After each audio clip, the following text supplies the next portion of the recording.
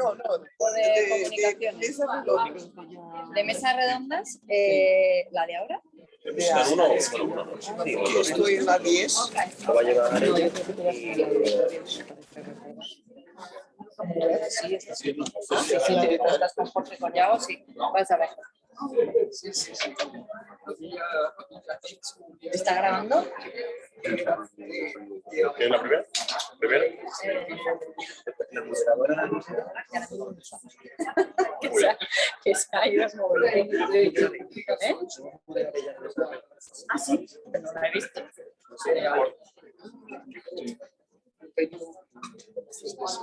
Ahora se lo dejo. Te quedas tú aquí y me pongo guay. Como yo en la puerta por si tengo que salir como ayer de la locura, bueno, ahí sí, pero para que se me vea el día que ya está. Esa roja, No, tranquila. No. O si no, me pongo en este. Claro. No, yo me pongo allí, no te apures.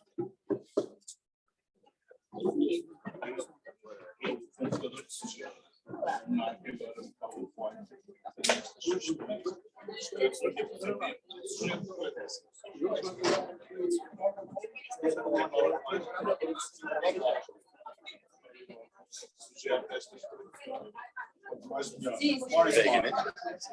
Ese de Cristina.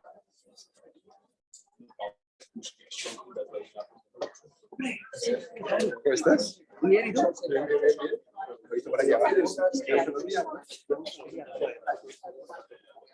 Claro, digo,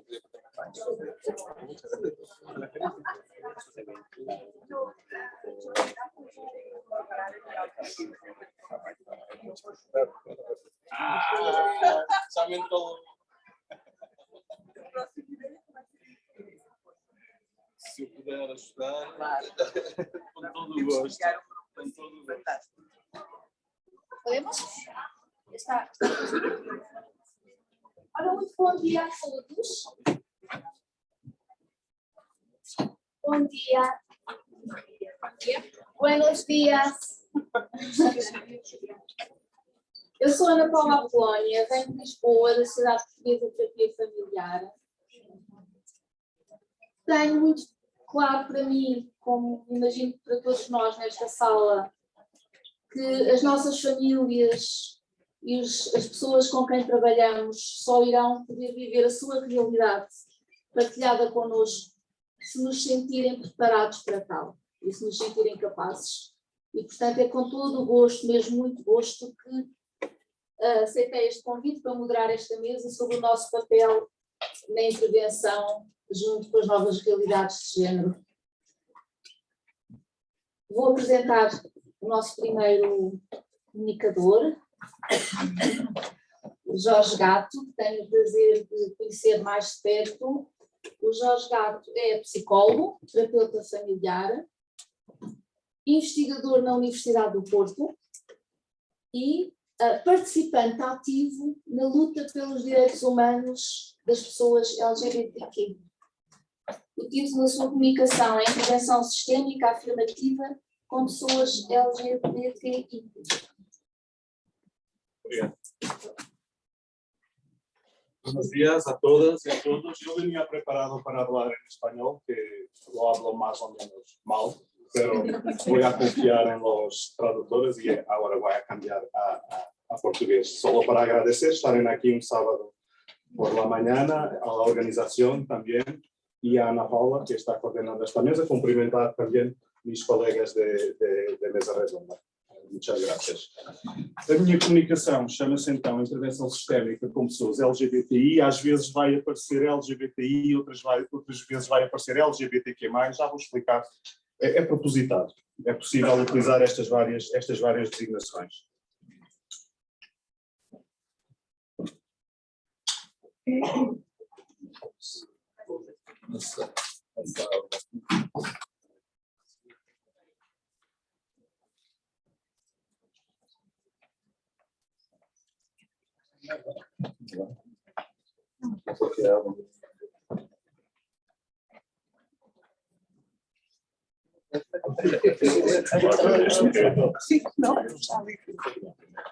Por favor, ¿podría hablar en español para quienes estamos online?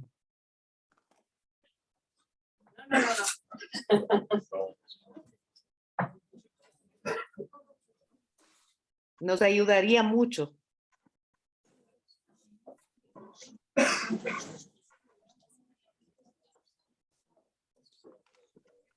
Hombre.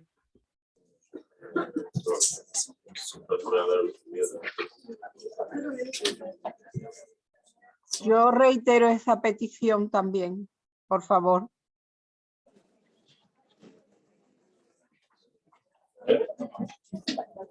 Ok.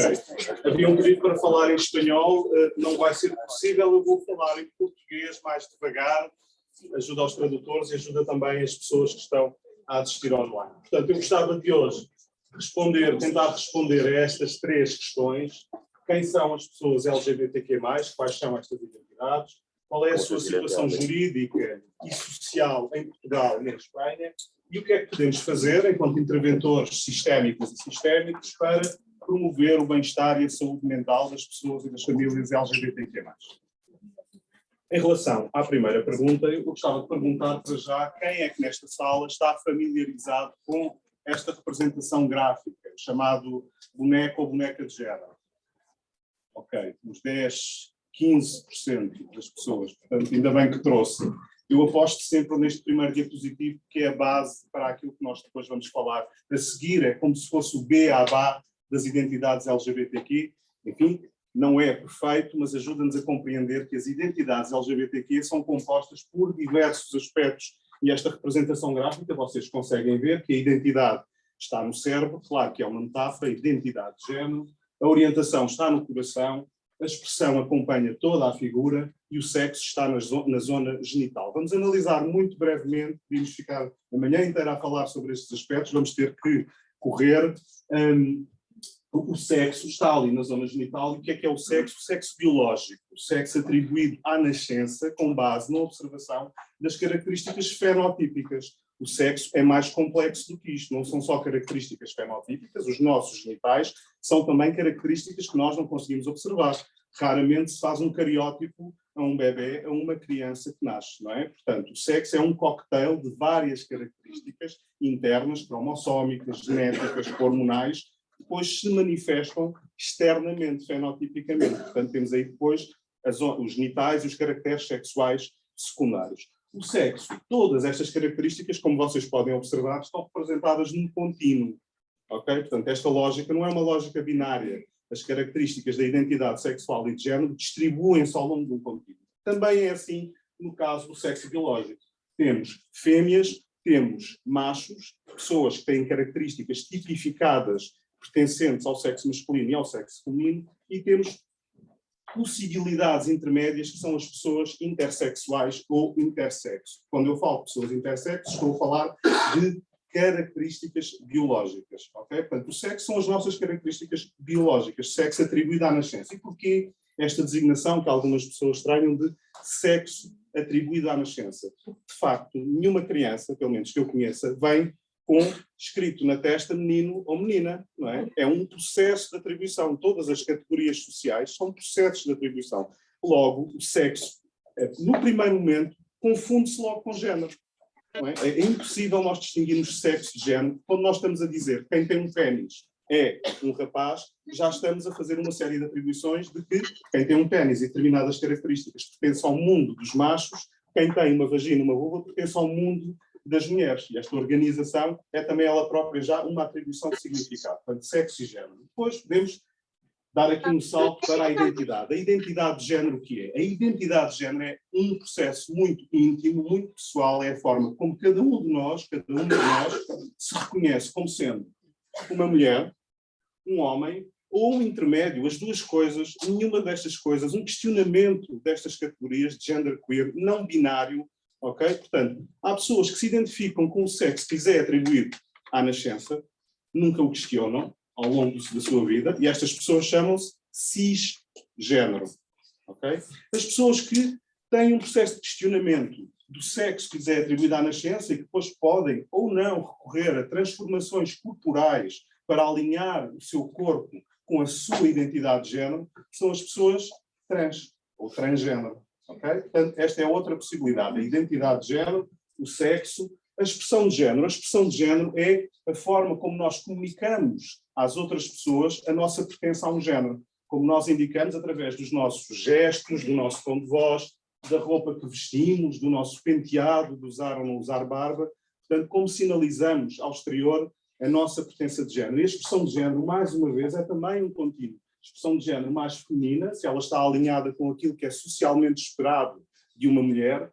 Uma expressão de género mais masculina, se ela está alinhada com aquilo que é socialmente prescrito para os homens. E uma expressão andrógena, se é uma mistura destas duas características, se não podemos identificar claramente se é masculina ou feminina. Também, mais uma vez, um contínuo.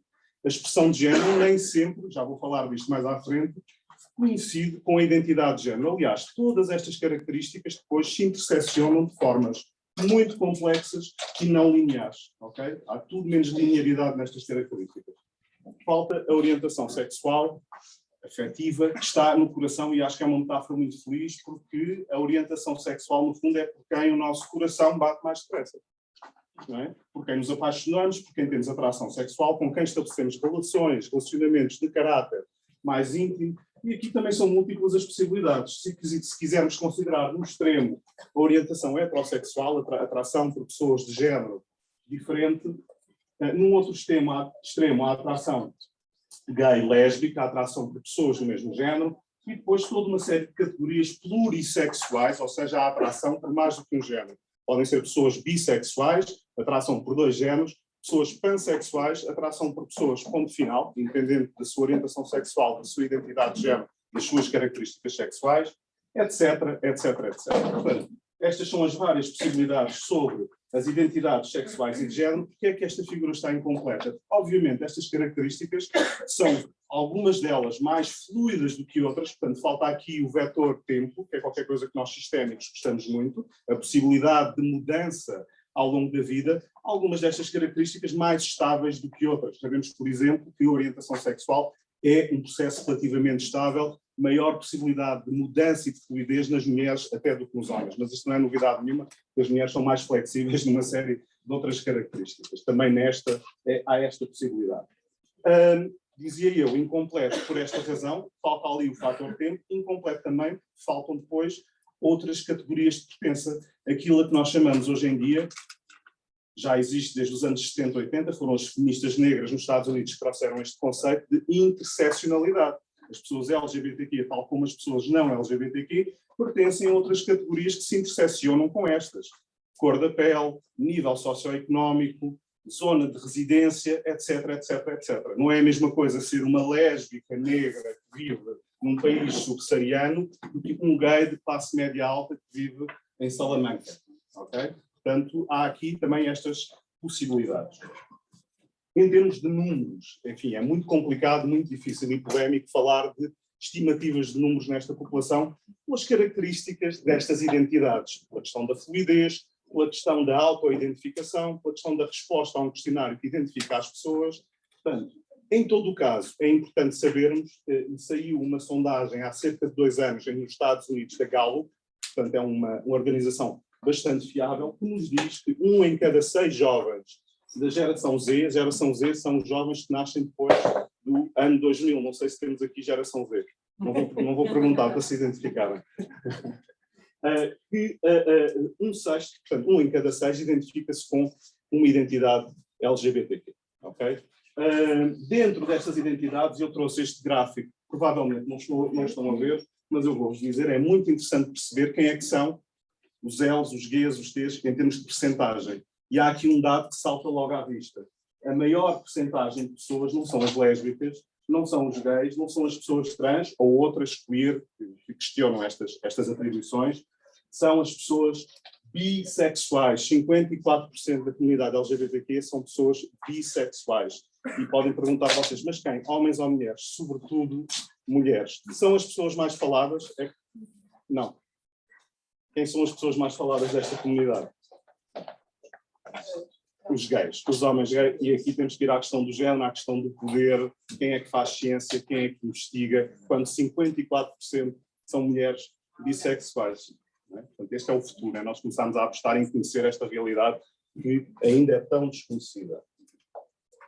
E qual é que é a situação jurídica e social destas pessoas em Portugal e em Espanha? Eu trouxe aqui um mapa muito rapidamente para vocês terem uma ideia. É um mapa feito por uma organização que é a ILGA Europe, que faz uma sistematização das leis igualitárias que existem em cada um dos países europeus, também Rússia e Turquia, e diz-nos, tem percentagens, qual é a percentagem de leis igualitárias dentro do universo de 100%, 100% seria todas as leis possíveis aprovadas, qual é a percentagem em cada um dos países. E nós, se formos egoístas e olharmos só para o lado ocidental da Europa, conseguimos perceber que estamos numa situação até bastante simpática. Portugal e Espanha, na última avaliação, têm 62% de leis igualitárias aprovadas, portanto destacam-se em relação aos países da Europa, do antigo Bloco de Leste, Turquia e por aí fora. Okay? Portanto, temos uma situação, do ponto de vista legal, muito interessante. Nós em Portugal temos um ditado horrível que é, eu vou dizer, de Espanha nem bom vento, nem bom casamento. Não é verdade, e aqui é precisamente o contrário. Por terem sido aprovadas tantas leis igualitárias em Espanha, Portugal foi a reboque. Vocês aprovaram o casamento, passados uns anos nós aprovámos o casamento. Vocês aprovaram o casamento e a adoção ao mesmo tempo. Nós tivemos um hiato de 6 anos entre as duas leis. Portanto, venham ventos de Espanha que são sempre bons. Esta é a situação legal da Europa Ocidental. Há um país aqui que eu gosto sempre de destacar, que passa muito despercebido, Malta, quem diria, 92% do ponto de vista legal é o país da Europa com mais leis aprovadas. E, do ponto de vista, vocês podem pensar, ok, 52% de leis aprovadas, estamos numa situação relativamente simpática, porque é que as pessoas se queixam?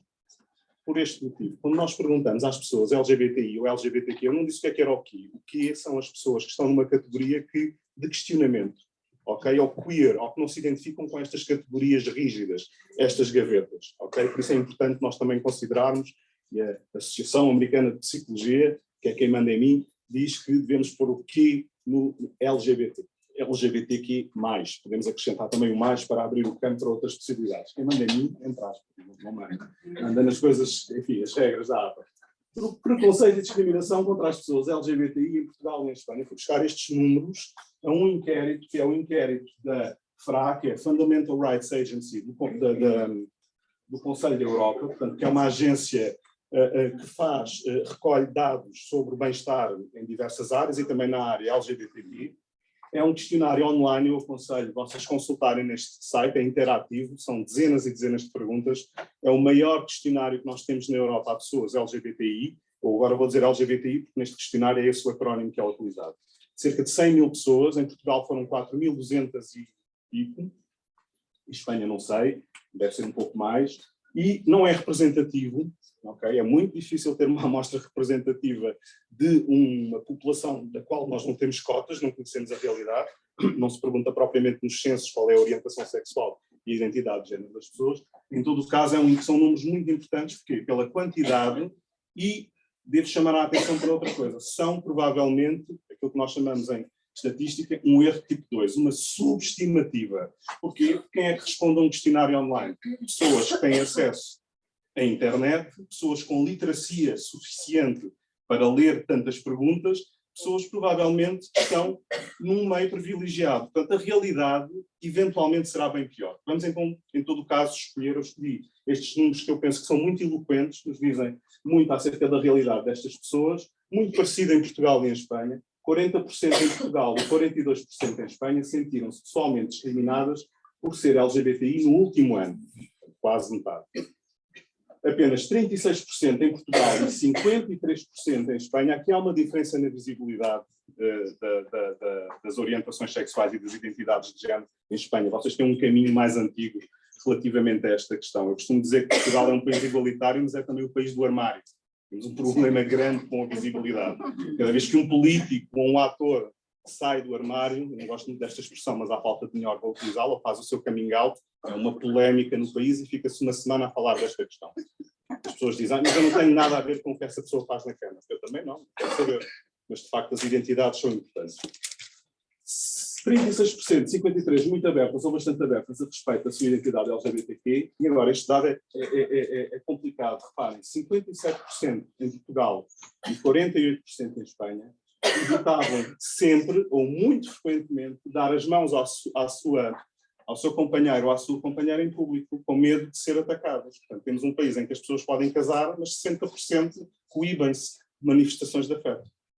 Ok? 12% em Portugal, 15% em Espanha, sentiram-se discriminadas por ser LGBTI por parte, e este é um dado que nos interpela, do pessoal dos serviços de saúde sociais, tanto seja uma recepcionista, como um enfermeiro ou uma enfermeira, médico, trabalhador social e, suponho, psicólogos e não terapeutas familiares. Portanto, estes dados devem interpelar, não é? Portanto, apesar de tudo, são números significativos, importantes, 12%, 15%, e não esquecer que estas são as pessoas, lá está, mais uma vez uma subestimativa, que respondem a estes inquéritos. Portanto, a realidade, desconfio que será bem pior. E então, o que é que nós podemos fazer para promover o bem-estar destas pessoas e das suas famílias? Bem, a proposta que eu trago aqui é a proposta também que é advogada pela APA, pela Associação Americana de Psicologia, e que nos fala do modelo da competência cultural. O que é este modelo da competência cultural? Isto, quando nós trabalhamos com populações vulnerabilizadas, sejam elas por serem minorias sexuais ou de género, ou de cor de pele, ou de nível socioeconómico, devemos agir tendo em consideração estes 3 vetores: conhecimento científico sistematizado, técnicas e atitudes e valores. Do ponto de vista do conhecimento científico sobre a vida das pessoas LGBTQ, o que é preciso saber? Dou-vos alguns exemplos. Quais é que são, em primeiro lugar, as distintas identidades sexuais e de género? É preciso dominar esta linguagem. Como é que elas se relacionam e interseccionam entre si? Eu costumo fazer uma dinâmica em que é muito aparente como estas identidades se interseccionam, mas não vai ser possível hoje. Como se cruzam com outras categorias. O que é o modelo do stress das minorias? É o stress minoritário. Eu sou da investigação, gosto assim, de modelos teóricos bem robustos para nos orientarem na prática. Já vos vou falar um bocadinho do modelo do stress das minorias. Quais é que são os principais desafios que estas pessoas enfrentam ao longo do seu ciclo de vida, porque não são os mesmos.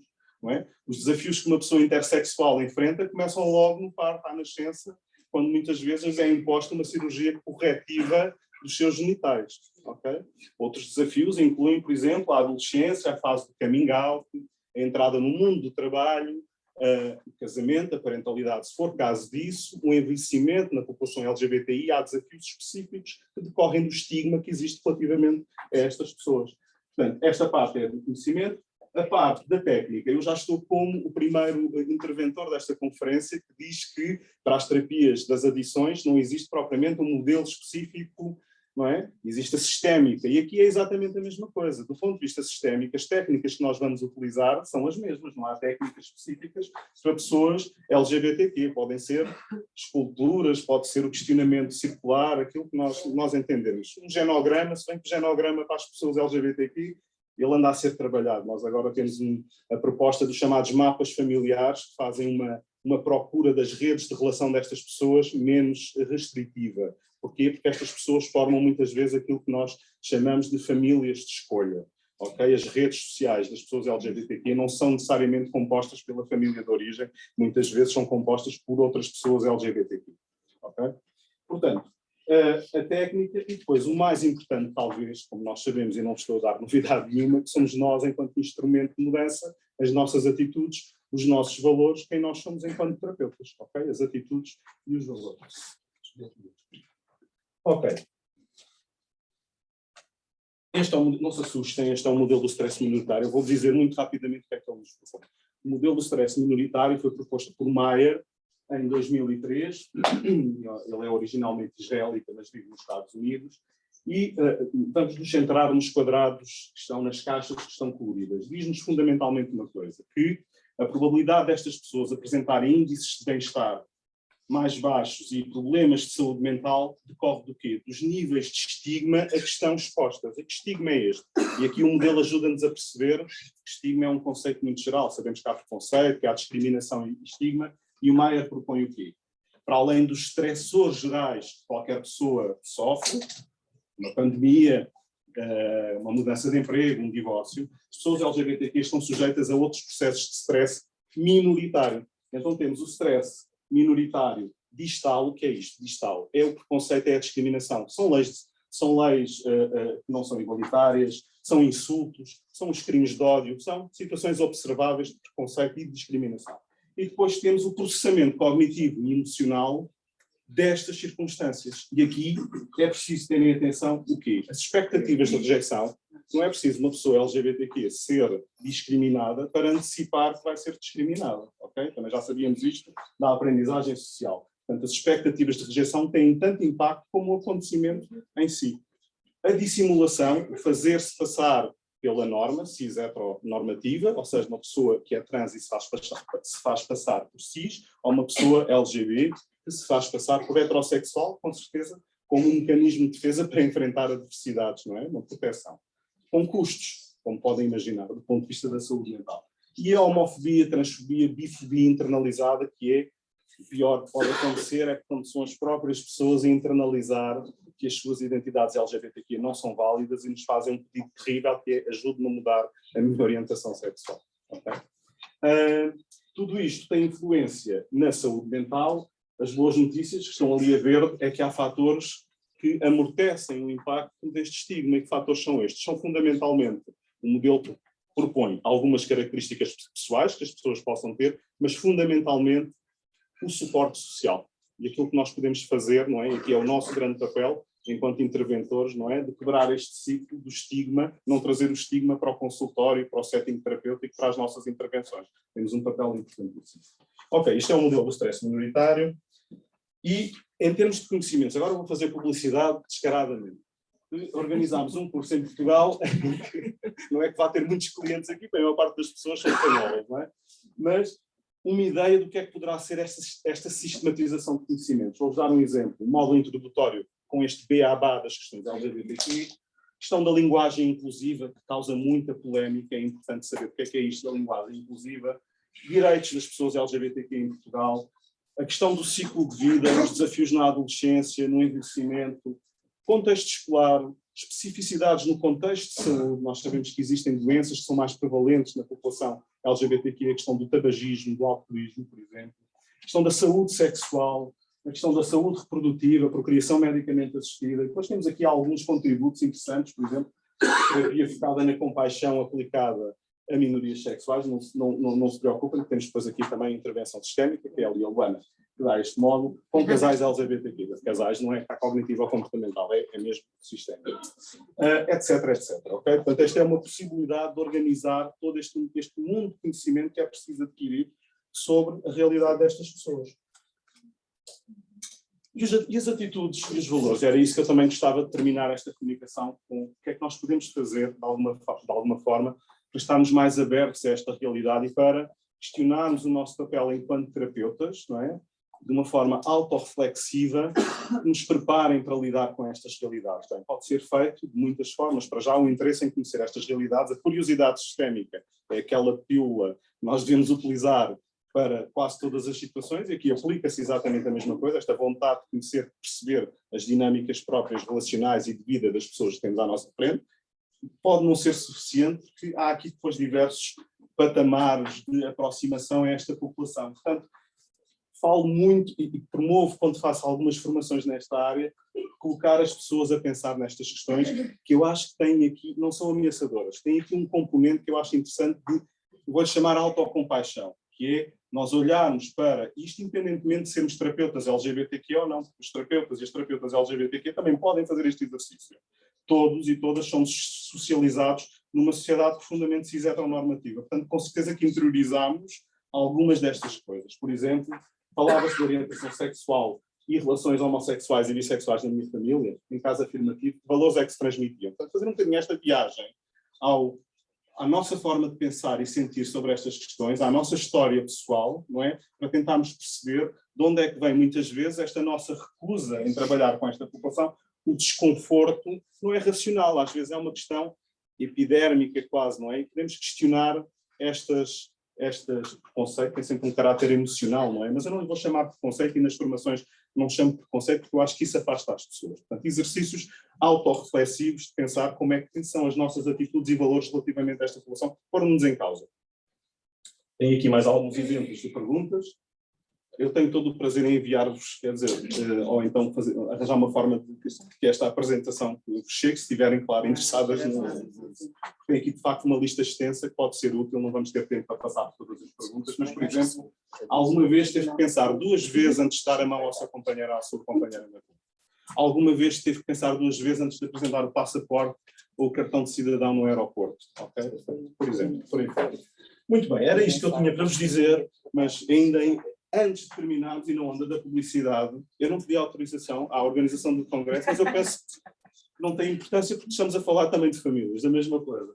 Eu pertenço a uma associação que é a ESFR, European Society on Family Relations, que é uma associação que congrega psicólogos, sociólogos, assistentes sociais de vários países da Europa que organizam um congresso de 2 em 2 anos. Também tem pessoas da clínica e da terapia familiar. Poderia ser interessante nós começarmos a estabelecer aqui um diálogo mais próximo, e o próximo congresso é em junho, na Dinamarca, em Roskilde. Portanto, eu vou vos convidar a participarem. Tem aqui a página do congresso, podem enviar comunicações, simpósios, acaba agora no fim do mês, e ficam aqui também com o site esfr.pt, e lá tem toda a informação, quer sobre, também organizamos escolas de verão, há uma participação interessante para quem tem interesse nas questões LGBTQ, nós fomos trazendo estas questões também para esta sociedade, portanto fica ao convite, gostava muito de voltar a ver num destes congressos e também neste, se for possível. Muito obrigado pela vossa atenção.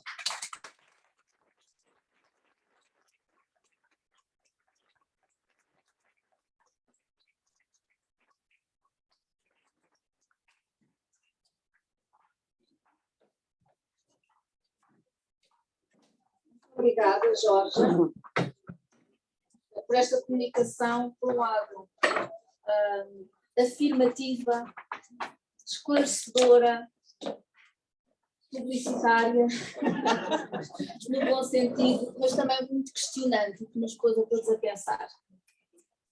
Vai seguir a comunicação do Jorge Vega, com o título Identidade, Género e Família. Jorge Vega é psicólogo clínico e terapeuta familiar, supervisor docente da FEAFT, psicólogo do Serviço de Psiquiatria do Hospital Universitário da Gran Canária, Dr. Negrin, professor associado da Faculdade de Ciências Clínicas da Universidade de Las Palmas, na Gran Canária, e desde 2012, psicólogo da Unidade de Atenção a Pessoas Transsexuais da província de Las Palmas. Hola.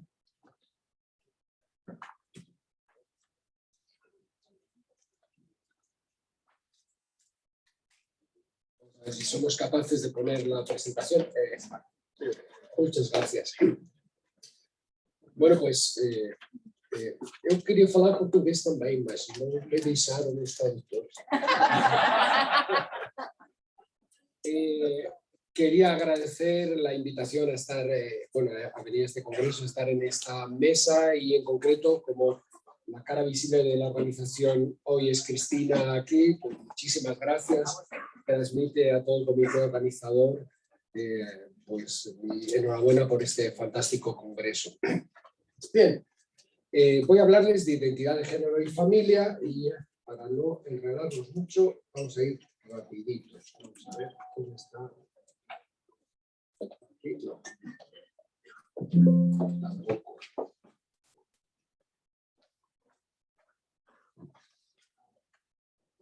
Esto, venga. Bueno,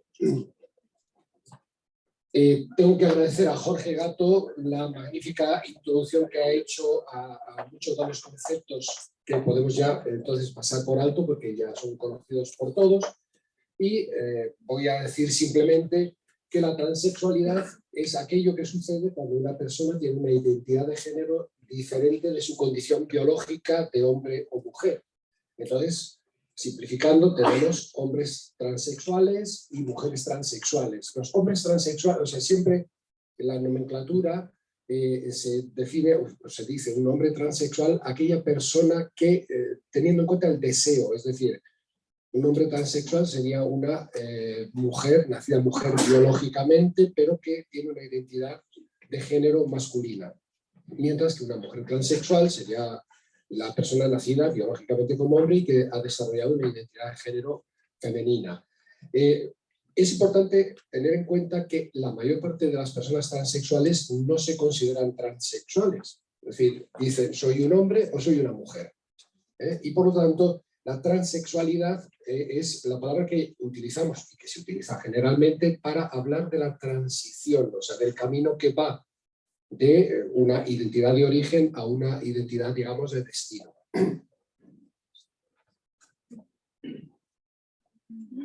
Vale. Parece que está bien.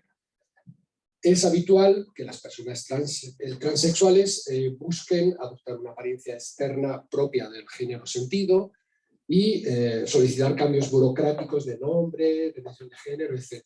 Y también es habitual, aunque no es ni obligatorio ni es la totalidad, que recurran a tratamientos médicos, a cirugía, etc., para aproximar su físico lo más posible al género sentido.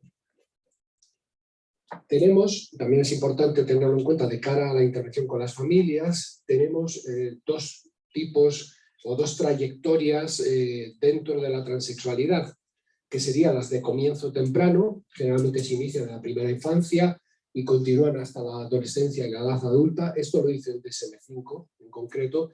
Puede haber periodos intermitentes de duda o de negación, generalmente en relación con pues, presiones sociales, familiares, inseguridades personales, etcétera, etcétera, y normalmente sigue una recurrencia en la transexualidad. Y las de comienzo tardío ocurren en torno a la pubertad o mucho más tarde en la vida, y algunos de estas personas, cuando hablamos con ellas, pues dicen haber tenido deseos de haber sido del otro sexo, o una historia de confusión, de sentimientos, de extrañeza, de inadecuación, etcétera, que luego al final les va acercando a una especie de descubrimiento, digamos. Otros han tenido, sin embargo, una infancia completamente normal, adecuada a su sexo biológico y vienen a descubrir más tarde su identidad. La transexualidad, yo creo que podemos decir que es tan antigua como nuestra especie, aunque nunca, como hasta ahora, ha sido posible modificar el físico de una manera tan satisfactoria, que no quiere decir que sea perfecta, pero es bastante satisfactoria, y creo que esto y una mayor tolerancia social y un mayor conocimiento y una mayor visibilidad, como decía Jorge Gatto, pues probablemente está influyendo en la gran demanda de atención de este tipo de casos en nuestros servicios. ¿Vale? Tengo que hablarles como psicólogo en la unidad de tratamiento a personas transexuales de la provincia de Las Palmas, un cargo que vengo desempeñando parcialmente desde 2012, digo parcialmente porque dedicamos un día a la semana a esto. Ha pasado por mi consulta 731 casos, de ellos 396 hombres trans, 335 mujeres trans y 11 personas no binarias.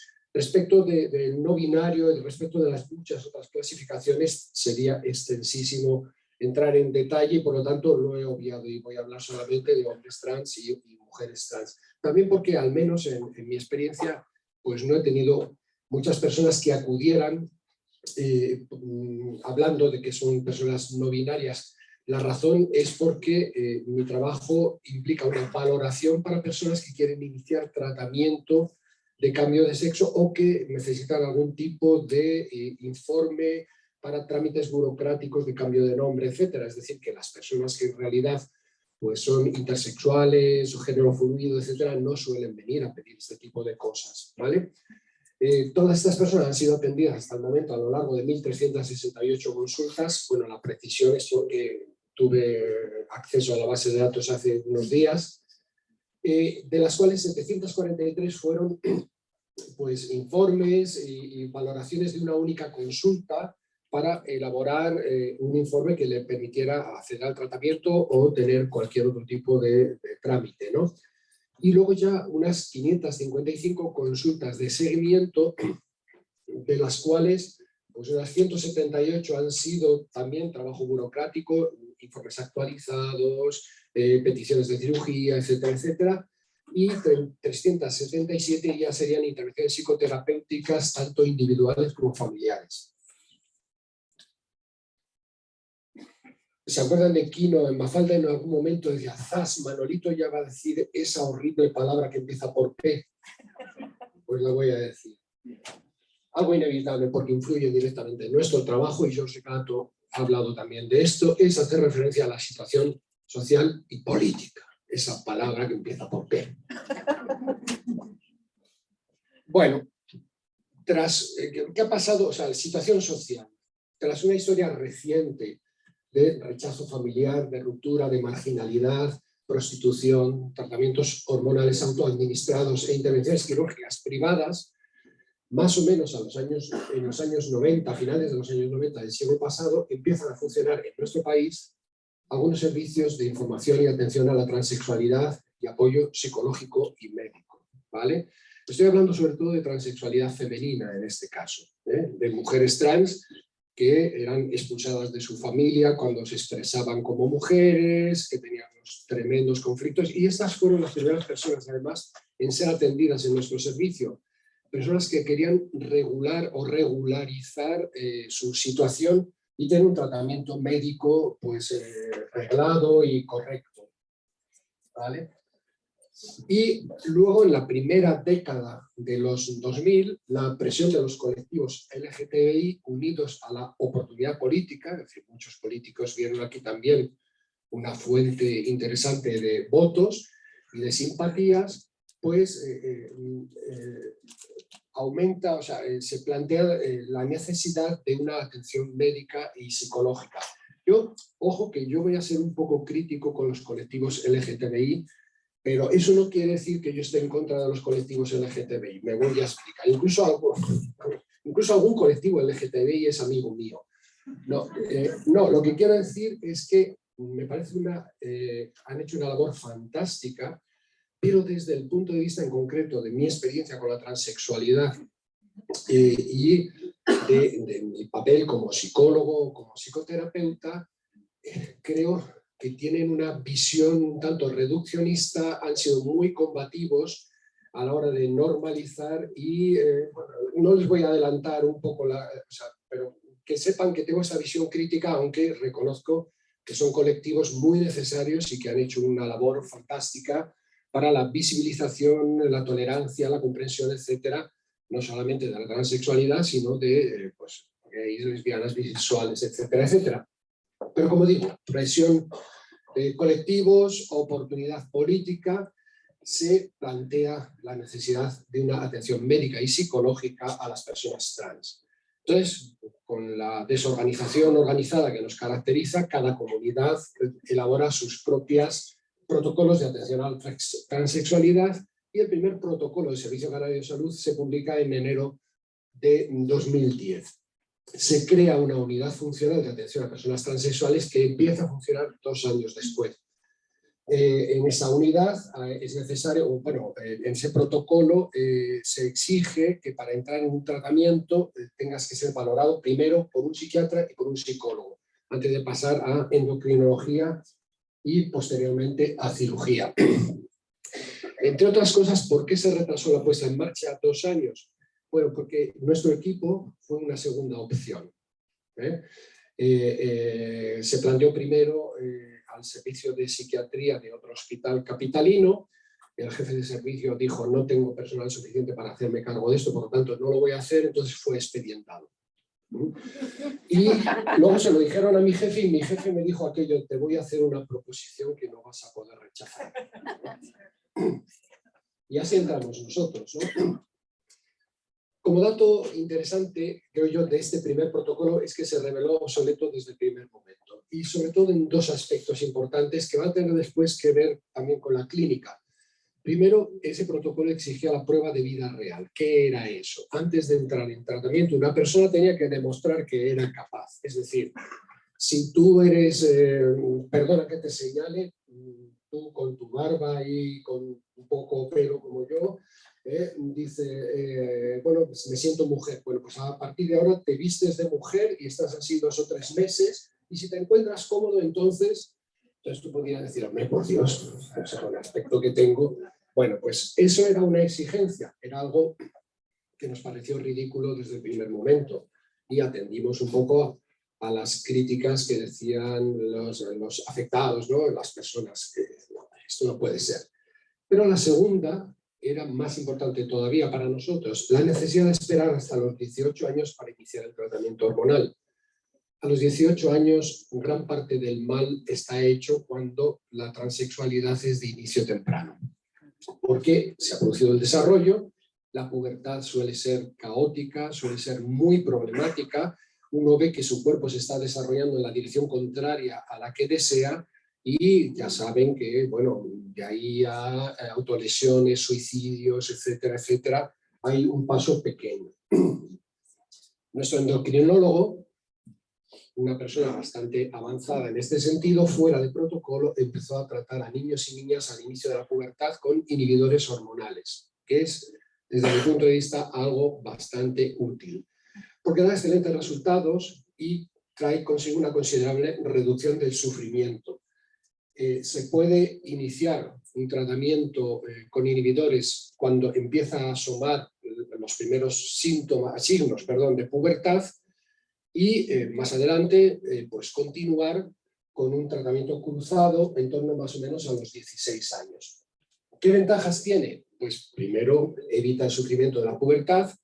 Segundo, da tiempo para poder tomar una decisión madura, es decir, a lo mejor un niño de 8 años dice, bueno, pues no puede decir si esto va a ser maduro, si va a persistir en el tiempo, pero los inhibidores le permiten ir madurando su identidad, ir negociándolo, digamos, con la vida, con la familia, etcétera.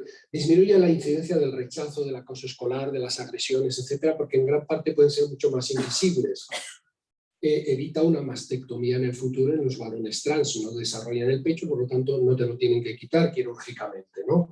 Y también produce resultados mucho más satisfactorios de la hormonación cruzada en mujeres trans. La experiencia familiar además es menos traumática, se reducen los temores, la familia también tiene tiempo para adaptarse, porque además tiene la idea de que el tratamiento es reversible, por lo tanto, si se disminuye el temor ante un posible cambio de opinión, ¿vale? Eso sí, un tratamiento de este tipo solo es útil en detección temprana, no se va a dar a una persona con 16 o 17 años. La presión de los grupos LGTBI continuó y una de las claves de interés para nosotros fue el deseo de eliminar la valoración psiquiátrica y psicológica previa al inicio del tratamiento.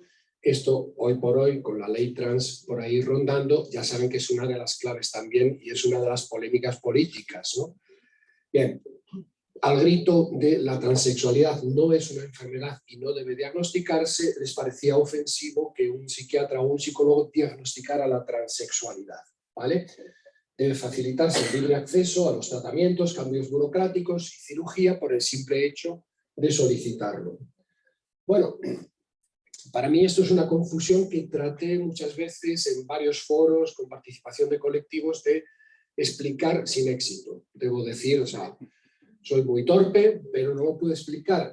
Yo explicaba que la valoración persigue precisamente descartar trastornos mentales. Es decir, no se trata de diagnosticar la transexualidad, sino ver si una persona es una persona transexual o si está confundido por algún tipo de trastorno grave. De la personalidad, un trastorno mental grave, etcétera. Que debo decir que en nuestra casuística era realmente mínimo. O sea, los casos que nosotros hemos descartado son mínimos y flagrantes y evidentes, ¿no? Por lo tanto, no, vamos a decir así, no se diagnostica la transexualidad, sino que en todo caso se certifica que esta es una persona trans. De acuerdo con el DSM-5, lo que sí se diagnostica es la disforia de género. ¿Por qué?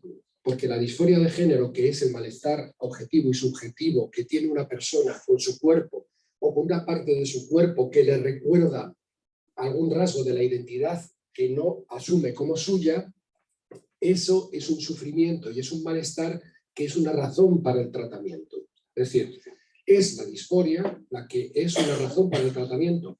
Cualquier persona trans que no tenga disforia de ningún tipo no va a solicitar ningún tratamiento. Y hemos atendido a muchas personas trans que no tenían disforia, que decían, no quiero ningún tratamiento, yo para qué quiero afeitarme y tal, eso es un incordio. quiero simplemente que me reconozcan como hombre y ya está, ¿vale? Pero ya digo, no lo conseguí.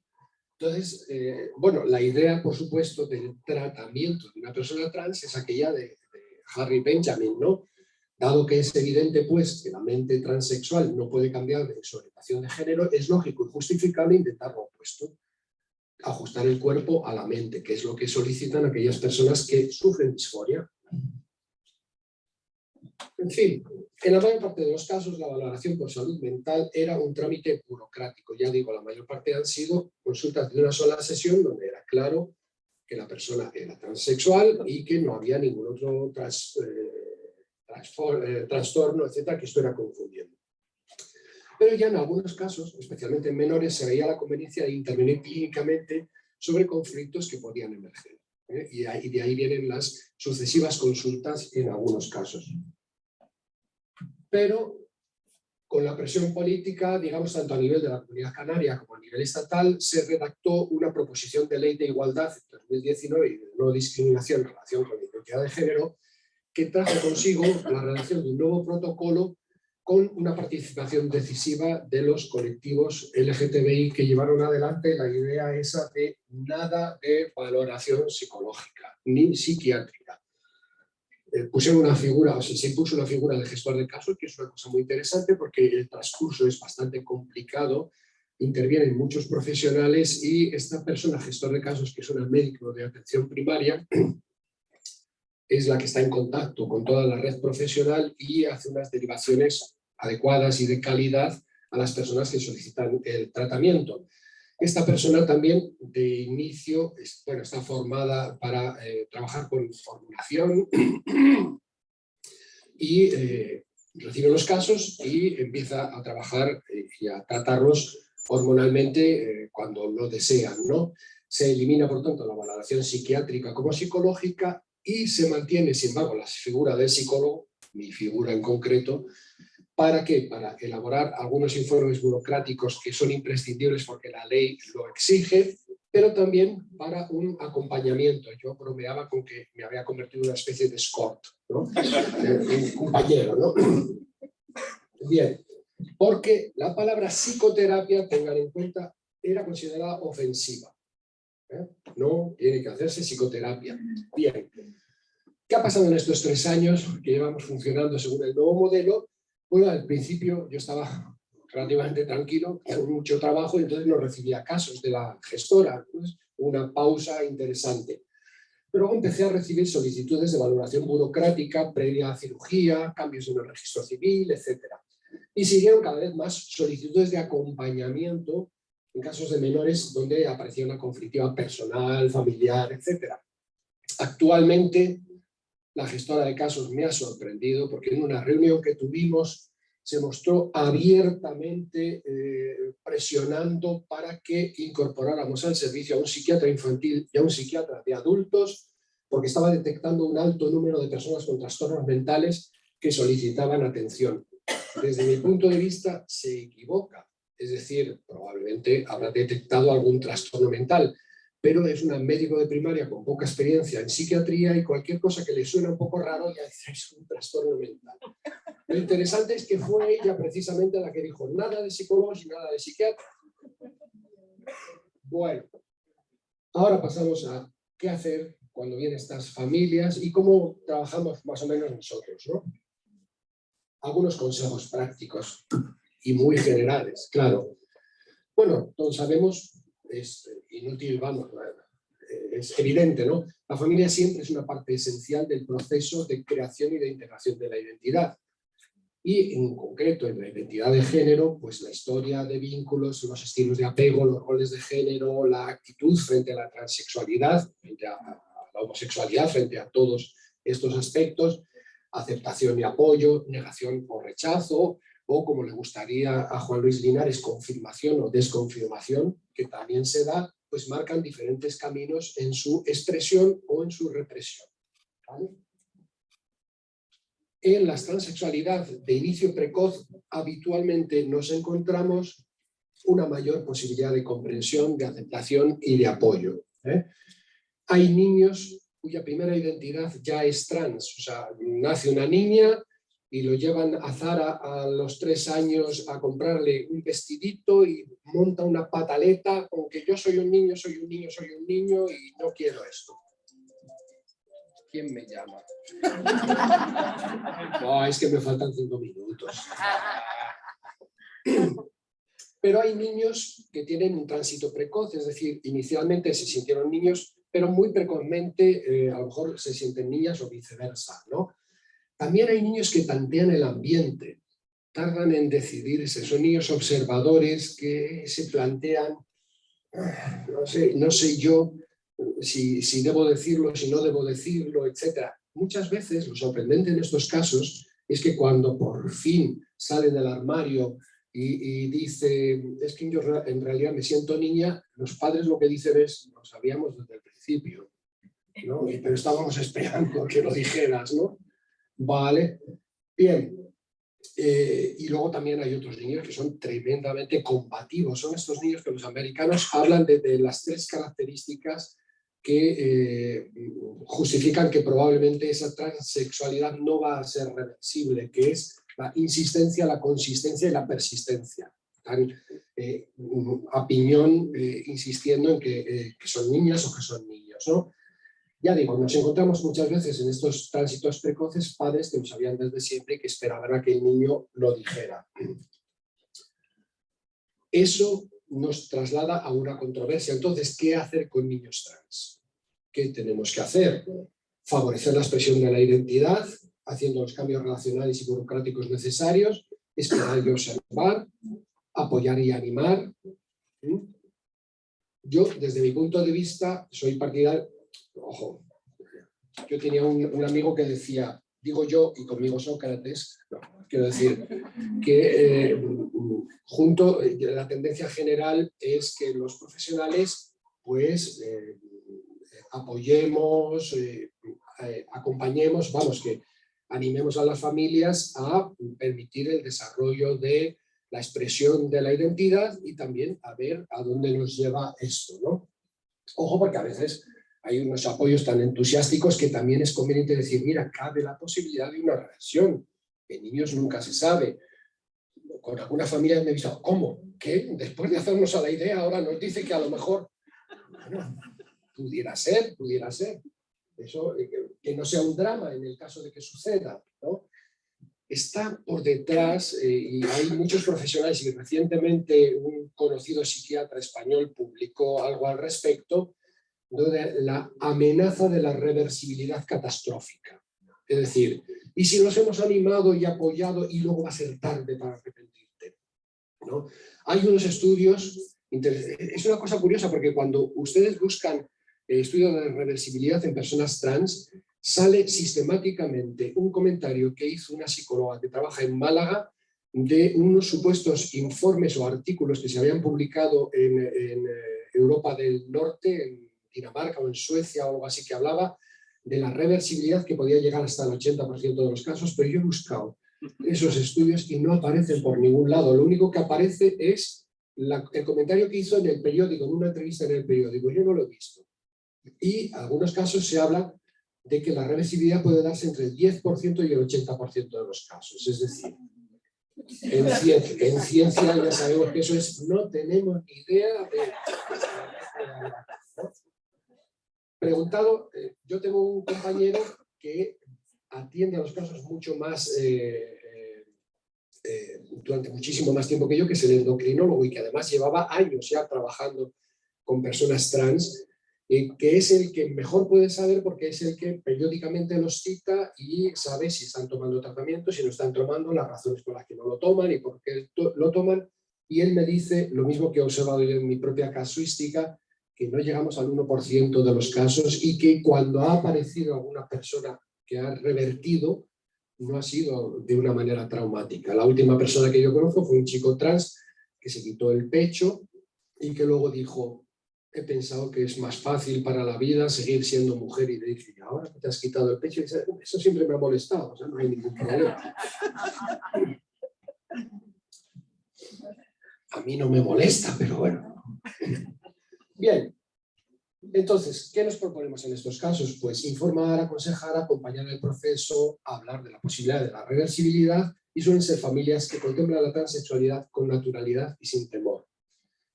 La cosa se complica un poco más cuando la transexualidad aparece en la adolescencia o posteriormente. Hay una mayor sorpresa, hay desconcierto y a veces hay dificultades para manejar la situación. Con la adolescencia, claro, la sospecha de influencias externas, fantasías adolescentes, inmadurez, etcétera, etcétera, está detrás. Y claro, la habitual postura de todo adolescente, sea trans o no sea trans, de oposición, de desafío, etcétera, tampoco ayuda a que el clima familiar sea tranquilo en este aspecto, ¿no?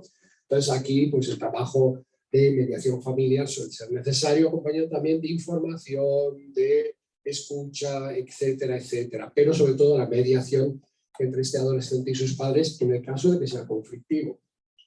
También,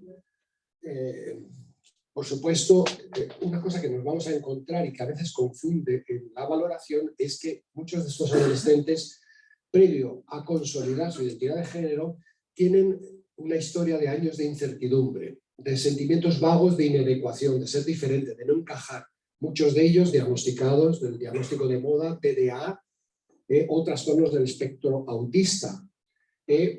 Han tenido tratamientos muchas veces por problemas de conducta, aislamiento social, fracaso escolar, absesismo escolar, autolesiones, intentos de suicidio, que puedes decir, wow, terrible, ¿no? Pero claro, si tú de verdad tienes una identidad cambiada y te estás viendo obligado a vivir de una manera y además en el colegio estás sufriendo acoso, burlas, etcétera, puede que también esto sea una consecuencia, ¿no?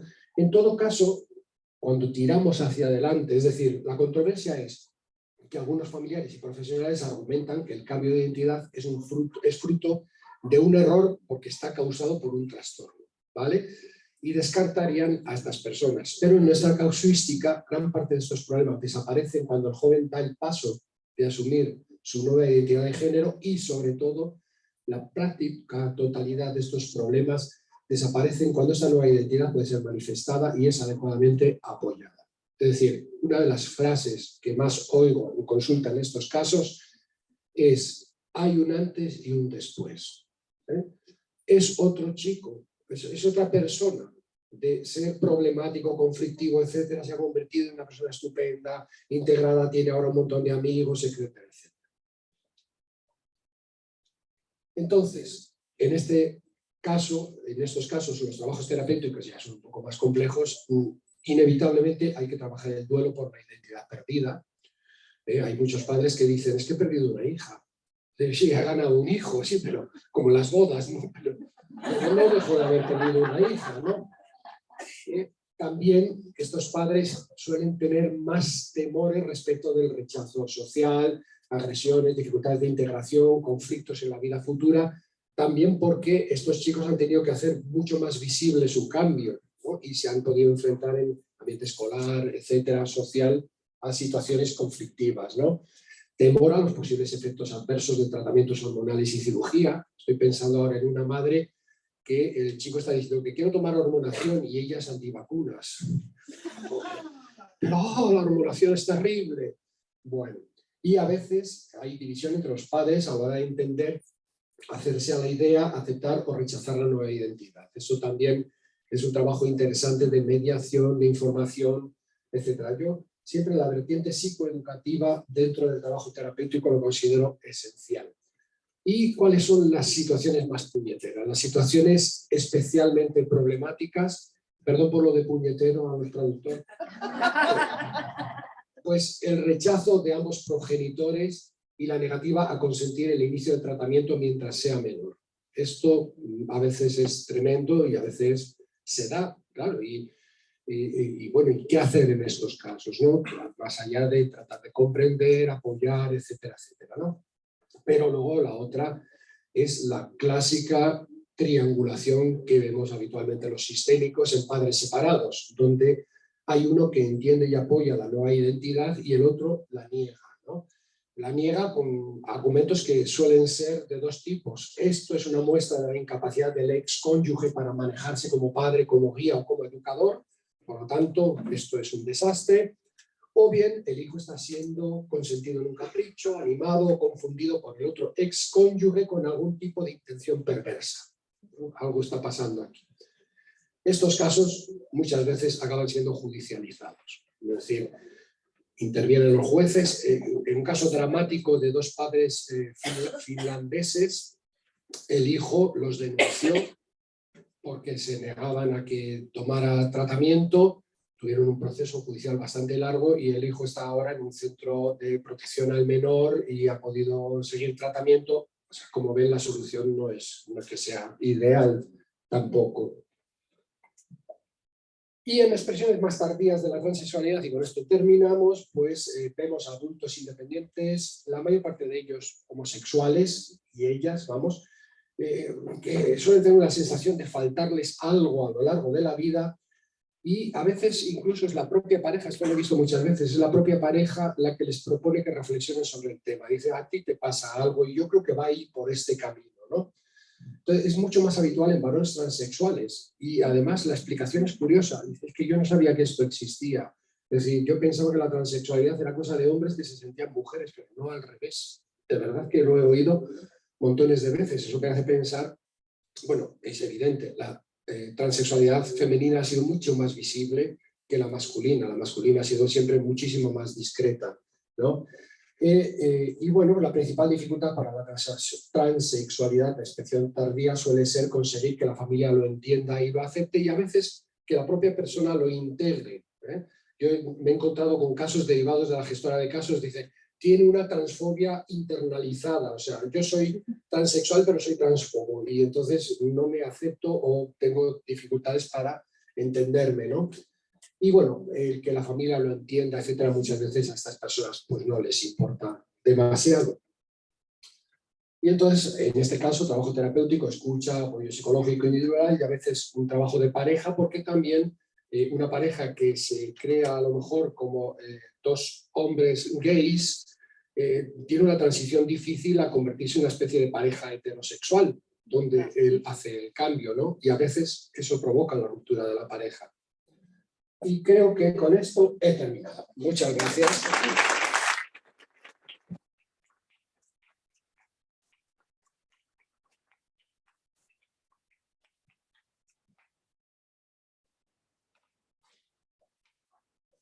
Muchas gracias, Jorge, por tu comunicación tan rica y especialmente por tu transparencia, que pienso que es muy importante para todos nosotros, que la generosidad de hablar de su percurso y de tus impresiones personales. Eso abre camino. Muchas gracias. A seguir, temos Begonha Pérez, que é psicóloga clínica, sexóloga e terapeuta familiar. Foi psicóloga na ênfase, onde trabalhou mais de 10 anos. Era um serviço pioneiro de informação, um serviço pioneiro de informação e assistência à comunidade LGBT e seu contexto, onde desenvolveu uma investigação apoiada pela Escola Vasco Navarra e que foi publicada em formato de livro com o título Homossexualidade, Segredo de Família. Atualmente trabalha em apartamentos tutelados para pessoas com doença mental, e aqui um acréscimo que achei muito curioso. No seu mestrado em DD e Educação, desenvolveu um trabalho chamado Sistema de Saúde Mental visto a partir da DD autobiográfica.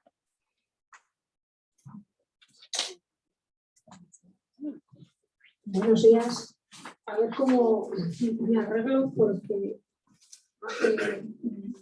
he optado para, no sabía cómo era de grande la sala, pero que solamente el texto estuviera es este, ¿no? Pero vamos a ver, en portugués y yo lo voy a leer en castellano, ¿vale?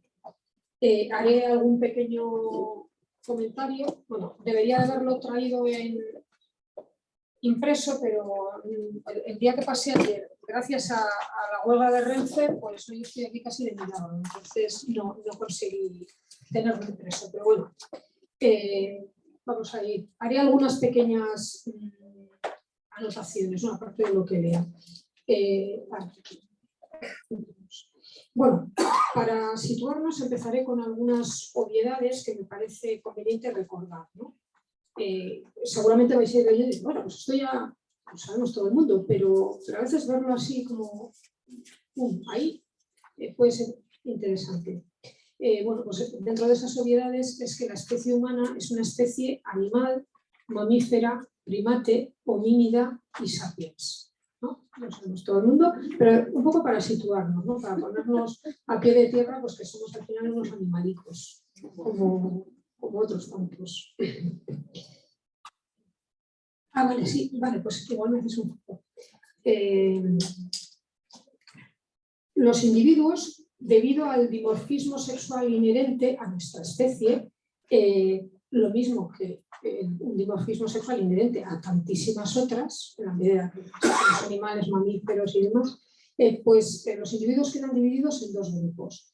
Las hembras con ovarios productores de óvulos y los machos con testículos productores de espermatozoides. La reproducción, la de nuestra especie, como la de tantas otras, es sexual. Resulta imprescindible la unión de un óvulo y un espermatozoide para crear un nuevo ser. O sea, no somos aves, no reproducimos a través de huevos y demás, por ejemplo, ¿no? Somos seres sexuados, debido a todo eso, ¿no? Nuestros cuerpos están sexuados. Atravesamos un largo y complejo proceso de sexuación intra y extrauterino hasta establecer cada individuo sus características corporales específicas. Es decir, que cada individuo, del mismo modo que cada quien tiene un aspecto diferente, pero también a nivel de sexuación tenemos unas particularidades, no todos somos iguales, ¿no? Aunque nos parece que, bueno, machos, hembras, somos mujeres, pero cada quien tiene su particularidad. Pasamos ahora, sí. Estamos en la 5, ¿no? Sí. Tras el nacimiento, se registra cuando nace un bebé, es obligatorio registrarlo en el registro civil y también es obligatorio especificar el sexo de la criatura a través del examen visual del equipo médico que ha atendido a esa criatura en el parto. Y en España el plazo para el registro es de 72 horas desde el parto. Es decir, en 72 horas y a partir de un examen visual tenemos que determinar el sexo de la criatura. Entonces, pues a veces...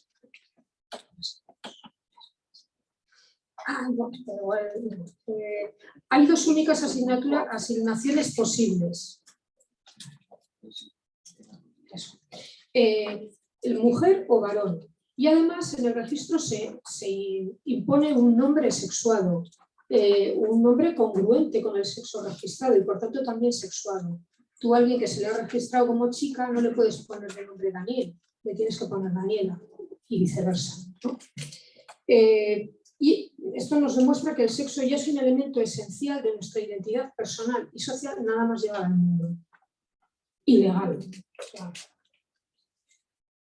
Sí, pasamos.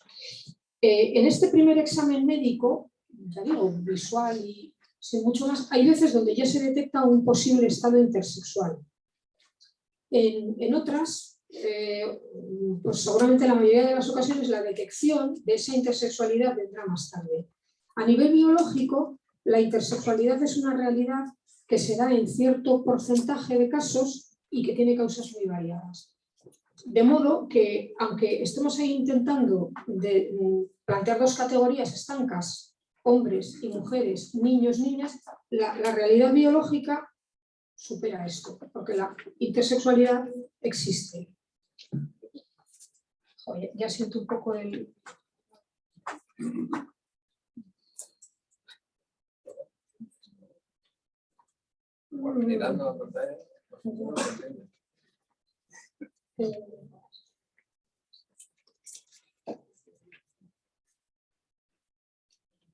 Vale, pasamos a la...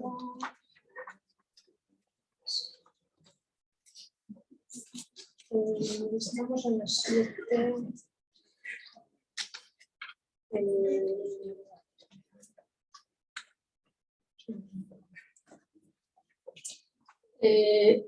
Señalar, bueno, no sé si está esta.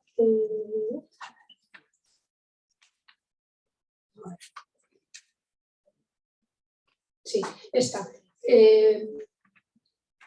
Sin embargo, incluso en el caso de que haya una intersexualidad que ya se vea en ese examen visual, el registro legal tiene que seguir adelante y al bebé que nace se le tiene que registrar como varón o mujer.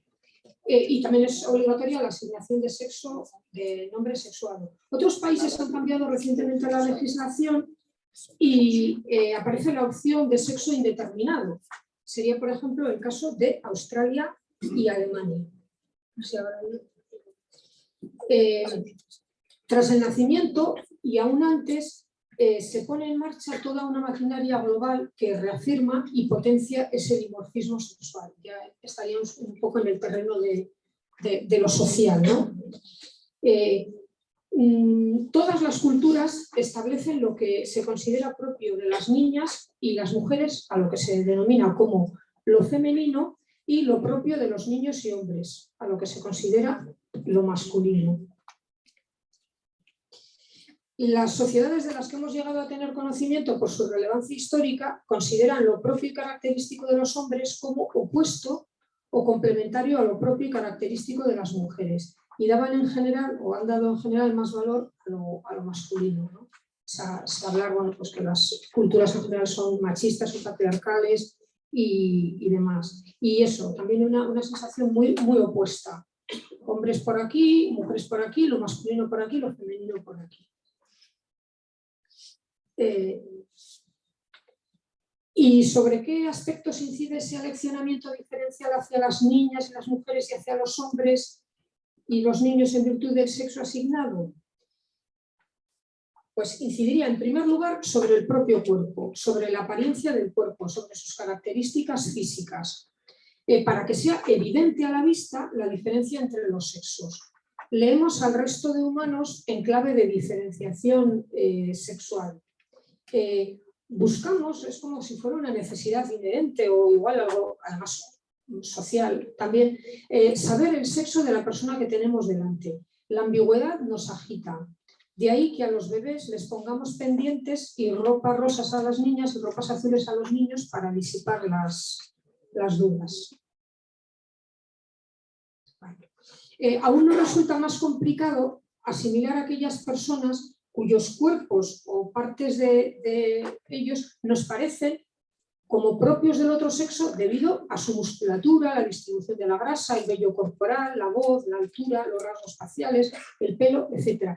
Es decir, en personas que no tienen ninguna situación de intersexualidad, pero por cómo se ha constituido su cuerpo, cómo se ha ido sexuando su cuerpo, pues por ejemplo puedes tener algunas mujeres que tienen una mandíbula muy potente o una musculatura, una altura, y oímos cosas realmente muy terribles cuando dicen, joder, esta tía parece un tío, parece trans, de una manera totalmente despectiva. Es decir, de nuevo, nuestra corporalidad no es estanca. Los hombres todos son así, tienen los músculos así, las mujeres son así. Hay hombres que tienen caderas, tienen un culo ancho, etc, etc. O sea, eso ya es una realidad biológica y sin embargo estamos como tratando de negarlo, ¿no? Y calificar negativamente a quien tiene ese tipo de cuerpos.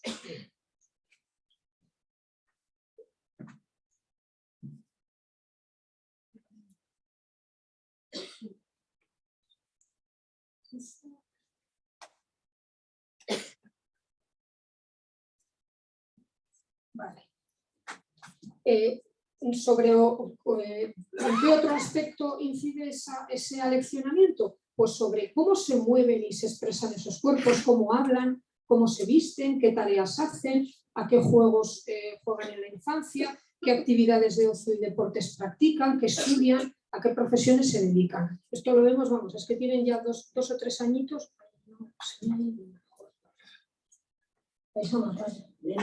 Bueno, igual lo voy leyendo. Venga. Sí.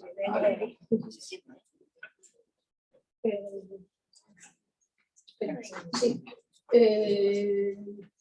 Pues eso, cómo se mueven, cómo hablan, cómo visten, qué tareas hacen, y criaturas muy pequeñitas ya están diciendo, no, eso es de niñas, eso es de niños, no lo hacen, bueno, castigando o machacando a quien hace lo que se supone que no debe. También hay un marcaje, y eso, si alguien va a donde supuestamente no le toca, será corregido. También sobre qué características psicológicas, emocionales, actitudinales o morales asociamos con esos cuerpos en base al sexo atribuido, y normalmente opuestas o complementarias, ¿no? Pues el arranque, la timidez, pues lo propio de, pues oye, es que una mujer es muy descarada o muy atrevida, la valentía es masculina, bueno, masculina propia de los hombres. Sobre qué cuerpos desea sexualmente ese cuerpo, de quién se enamora, qué prácticas sexuales mantiene. Entonces lo que se promueve es el deseo sexual y el enamoramiento hacia personas del otro sexo, y se considera la relación vaginal heterosexual como la práctica más legítima, cuando evidentemente hay muchas más, ¿no? Pero esta es como la más valorada o priorizada. Luego, cómo cada cuerpo se vive, se piensa, se identifica. Hay una presión enorme para que alguien atribuido de un sexo se sienta de ese sexo. Y también sobre el sentimiento de pertenencia al grupo de iguales en base al sexo atribuido. Y de nuevo también aquí habría una identidad global que también se incentiva, ¿no? O sea, tú como niño te tienes que poner con los niños y jugar al fútbol porque eres un niño.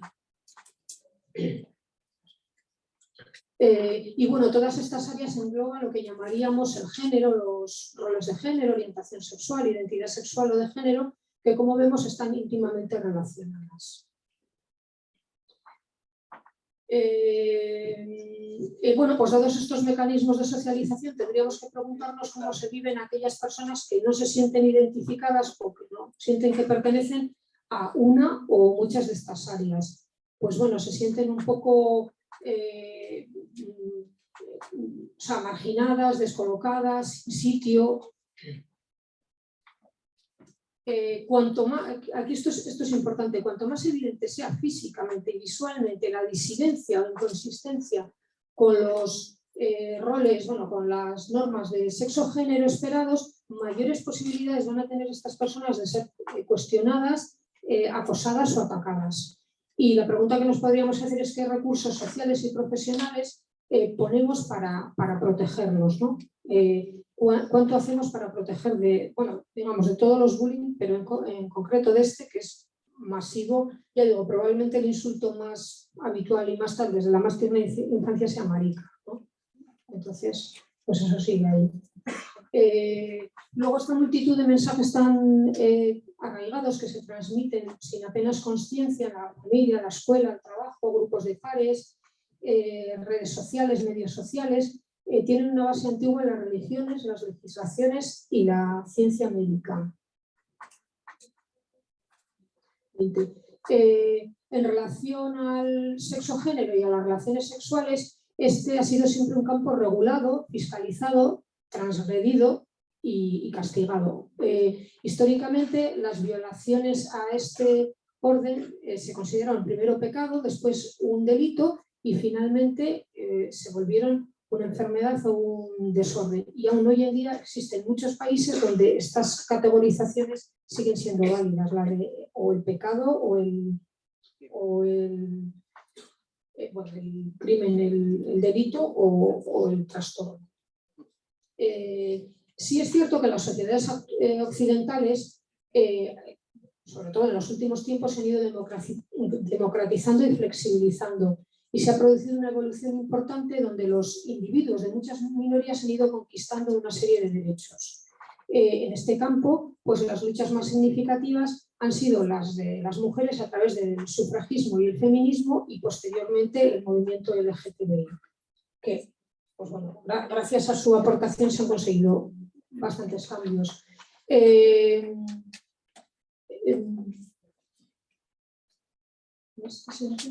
Las leyes en este sentido. Eso sí, muy importante también. Las leyes, por todos estos cambios, han dejado de castigar a los diferentes para pasar a protegerlos, ¿no? Y a trabajar para superar las desigualdades. Pero, bueno, todos los cambios legales suponen grandes polémicas, como en su momento fue la del matrimonio homosexual en España en el 2005 o la actual ley trans que se está tramitando y que ha causado una batalla impresionante y ha dividido por completo el movimiento feminista, entre otras muchas cosas. Abordamos aspectos tan arraigados, tan ligados a la religión, tradición, ideología, moral, que es lógico que se generen puntos de vista pues, conflictivos y grandes resistencias. Y además, y lo más importante, entra en juego la salud física y mental de las personas. Toda esta complejidad y los muchos y rápidos cambios sociales, la resistencia social, hace que cueste mucho que estos temas entren a formar parte de la formación profesional, bien sea, pues no sé, magisterio, pedagogía, psicología, psiquiatría, terapia familiar, con lo cual los profesionales de estas áreas tienen como menos recursos luego a la hora de abordar estos temas, porque no han sido formados en ellos. Y por ello tampoco es casualidad que no se incluya, que no haya manera de que la educación sexual se incluya en los programas educativos oficiales, porque no habría acuerdo sobre qué contenidos y qué valores enseñar a ese respecto. O sea, es una guerra abierta y no, de esto no se puede hablar, tal, y al final no se habla de nada. Y ya situándonos en el siglo XXI, pues bueno, se han precipitado los cambios a todos los niveles.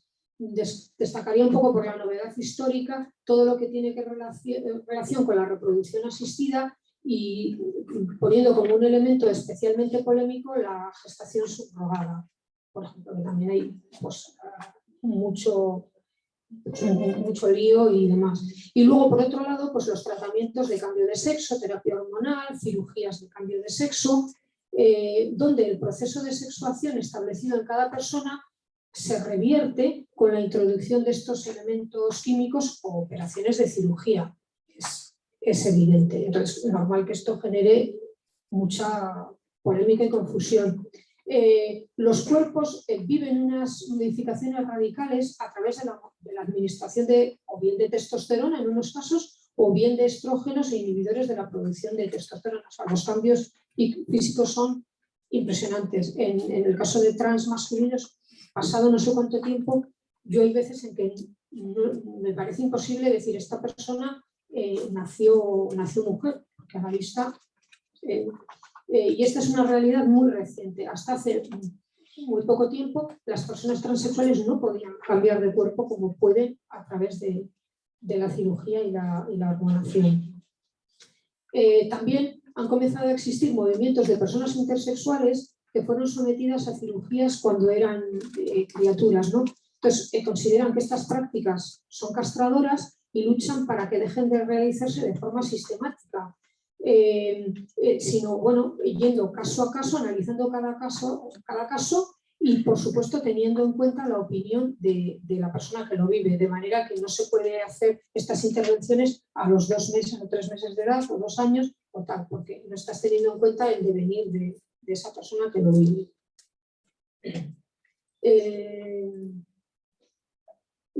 Bueno, aparte de eso, de todo lo que tiene que ver con la hormonación o la cirugía, también está creciendo el número de personas que a sí mismos, ahora mismo, pues no se identifican con este sistema de sexo-género establecido y se declaran no binarias, de género fluido, transgénero, o aquellos que quieren ser tratados de forma neutra, pues en vez de él o ella, pues ella, o nosotros, o bueno, pues todo esto que también está generando pues, mucha polémica. Y la bisexualidad y el poliamor también han aumentado o se han visibilizado de forma exponencial en los últimos tiempos.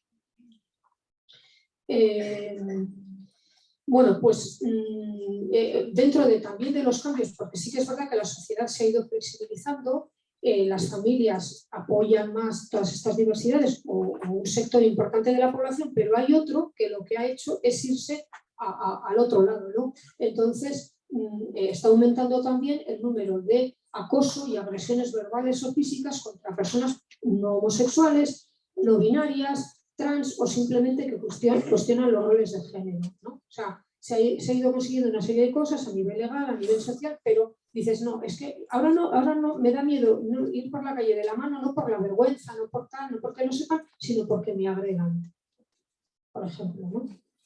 Porque las agresiones se dan prácticamente todos los fines de semana. Pues bueno, ante este panorama los profesionales pues, nos sentimos perdidos entre tanto cambio, la falta de formación en nuestras formaciones profesionales. Entonces, cuando nos llegan estas situaciones a nuestro campo profesional, pues no sabemos qué hacer con ella. Entonces, nuestra recomendación es o sea, que buscamos formación específica, como puede ser en este congreso, en algunas de estas mesas, pues donde los profesionales que por sus reflexiones o por su trabajo en este campo pues pueden aportar ideas de interés. ¿Qué tal voy de hora? Uy, a puntito, vale. Bueno, también es verdad que empezó un poquito más tarde.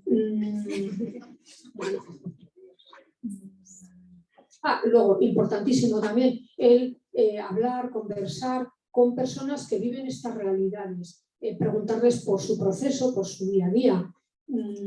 A veces igual es un colectivo con el que no tenemos oportunidad de tratar en nuestro día a día. Entonces, bueno, pues podemos recurrir a asociaciones o a servicios de atención específicos como en los que trabajan los compañeros o en el que yo trabajaba.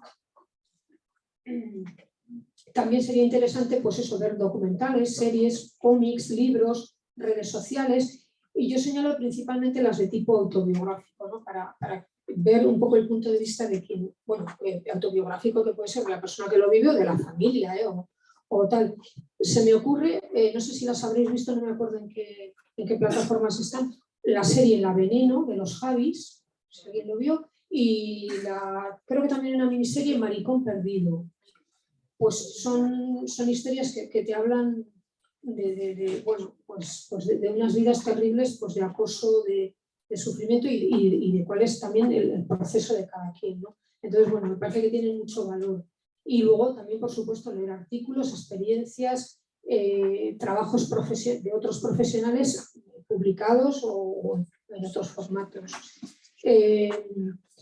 Por lo menos en lo que tiene que ver con las cuestiones trans, y ahora y un poco en la línea que tú has señalado, pues también observamos actualmente posturas muy beligerantes en algunos profesionales o grupos de presión, ¿no? Sacándose ahí unos datos totalmente en contra de esto, ¿no? Sería importante distinguir qué hay de ideología y de exageración en estos comentarios con fines de propaganda. Y del mismo modo también hay medios de comunicación que divulgan informaciones siempre en una línea, siempre de forma tremendista. No voy a decir nombres, pero digo, a ver este artículo, bueno, publicado en este periódico, qué casualidad, que siempre pues van en la misma línea.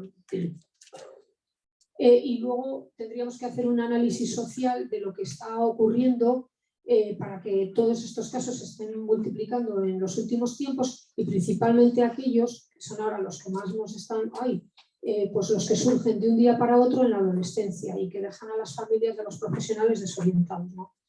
Frente a casos que se van viendo desde la infancia temprana a los que de repente brotan ahí y no se sabe cómo salir.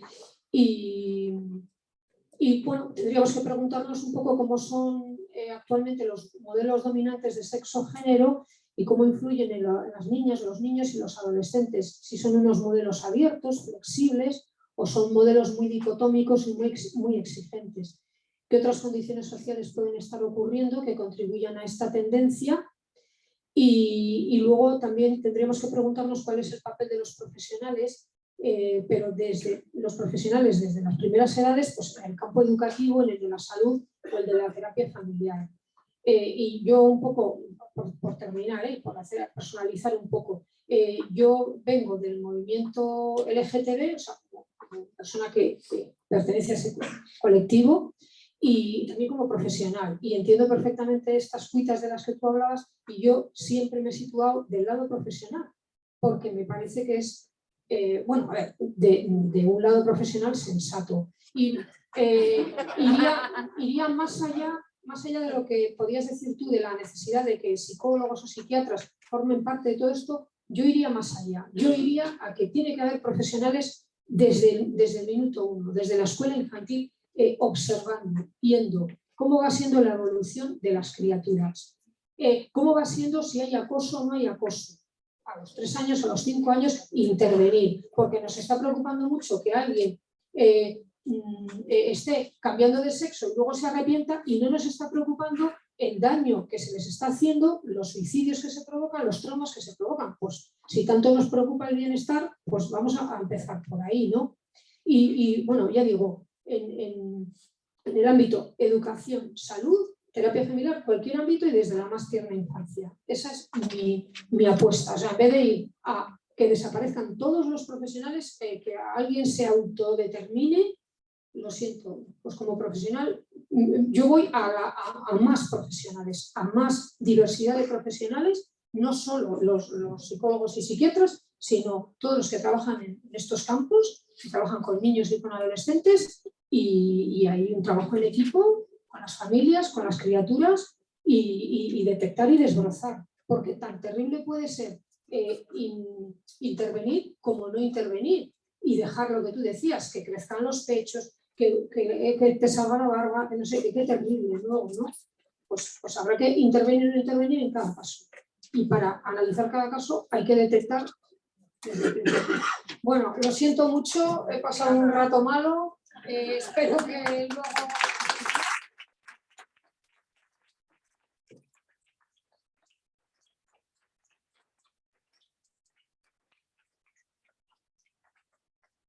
Gracias, Begoña. Gracias a los tres. Begoña, gracias por tu paciencia, por tu flexibilidad. Pienso que después de estas tres comunicaciones, que Begoña nos has mostrado como un camino que reforzó cada comunicación anterior, punto por punto, que fue... Voy a hablar en portugués ahora.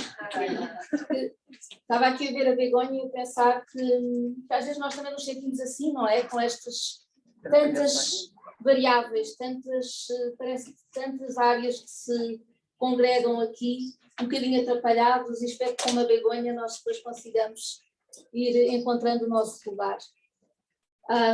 Temos algum tempo para perguntas ainda?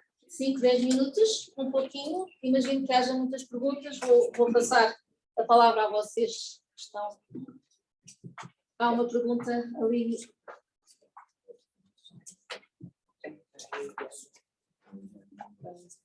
Hola. Bueno, gracias a los tres por la ponencia. Bueno, he estado tomando notas. No sabía por dónde empezar. Me ha impactado, por ejemplo, esto último, ¿no? de que haya más profesionales observando a los niños y niñas con 3, 5 años. Me preguntaba qué observar ahí, ¿no? Observar si son unas personas en formación, ¿no? Aquí todos somos psicólogos, psicólogas, terapeutas familiares, sabemos cositas del desarrollo infantil. Sabemos las características de los cerebros adolescentes con su prefrontal sin terminar, con su sistema límbico hiperactivado, con su deseo de encajar. Los niños pequeños que están en construcción totalmente, ¿no? Y cuando terminan. Entonces, ¿cómo va a ser esa detección en las escuelas infantiles, por ejemplo, en la primaria? Un niño o niña que juega con cosas que socialmente no le corresponden por su sexo con el que ha nacido. Me asusta mucho, ¿no? Hacer esa interpretación desde fuera porque creo que estamos reforzando estereotipos, estamos reforzando sexismo. Esto a nivel los pequeños. Y luego, esto, bueno, por lo último que habías dicho, luego me gustaría comentar, a ver qué opinan, bueno, cualquiera de los tres, del fenómeno que ha acuñado no hace mucho, como en 2018, de la disforia de género de inicio rápido, el crecimiento exponencial de niños y niñas, adolescentes que se autodenominan trans, que nunca habían experimentado ningún tipo de disforia, llegan con una sintomatología asociada de mucho malestar, muy diversa, ¿no? De problemas a nivel social, problemas académicos, a veces autismo, como ha salido por ahí, bueno, muy diverso. Descolocan totalmente a las familias, no sé, vosotros trabajáis con familias todos, en los institutos están encontrándose 1 o 2 por cada clase y nos llegan a sesión y a mí me asusta un poco que se espere de nosotros una afirmación y acompañamiento hacia un proceso sin prudencia, sin cuestionar, sin abrir una mirada sistémica, ¿no? ¿A qué persona tengo delante? ¿Cómo es necesario tratarla? Me parece que podemos hacer daño, ¿no? Y por lo menos ser negligente si no tenemos una visión más amplia de lo que está pasando. Si solo nos quedamos con la autorrevelación del adolescente y le acompañamos solo ese camino.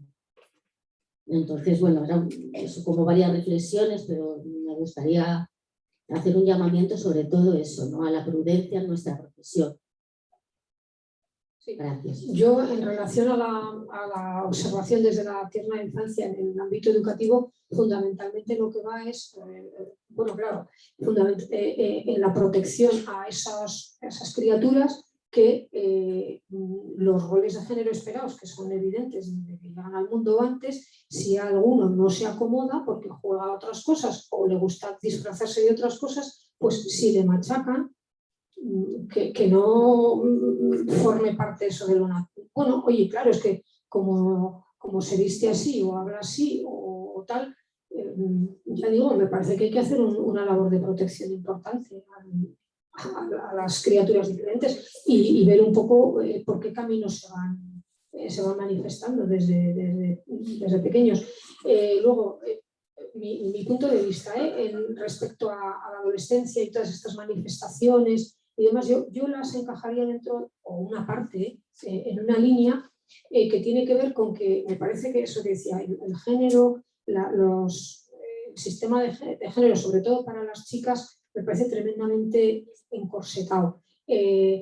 Casualmente o no casualmente, en el porcentaje más alto de esta, me siento un chico, se da más en chicas, en la adolescencia, pero es que también los temas de vete a una unidad de trastorno, una unidad psiquiátrica de trastorno de la conducta alimentaria, adolescentes de 12 a 18 años, ¿quiénes están allí? ¿Qué porcentaje de chicas y de chicos hay? Y otra serie de elementos. Vete, no sé si con 16 años te puedes hacer cirugías estéticas, pero de 18 a 20 años, ¿cuántas chicas y chicos se hacen operaciones estéticas? ¿No?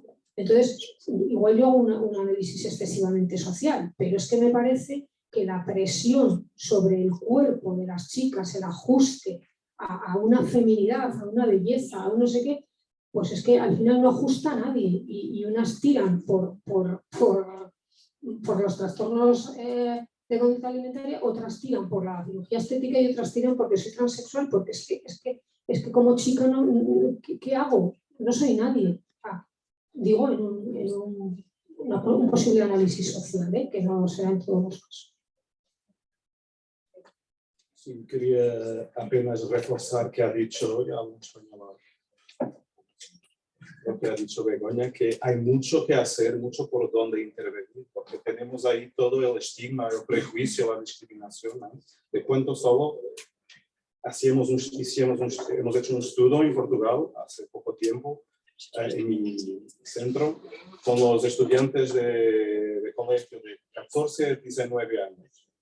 Y en todos los indicadores de salud mental, depresión, ansiedad generalizada, intento de suicidio, autolesión y también autoestima, los LGBTQ siempre peores, significativamente peores, no solo significativamente peores, los tamaño do efecto, no sé decirlo en español, enorme, grandes diferencias. Así que tenemos, y yo concordo totalmente con lo que ha dicho Begoña, no tanto un foco en el desarrollo, claro que sí, que como técnicos tenemos que ver lo que pasa, más sobre todo el estigma, el bullying, el acoso está por todos los lados.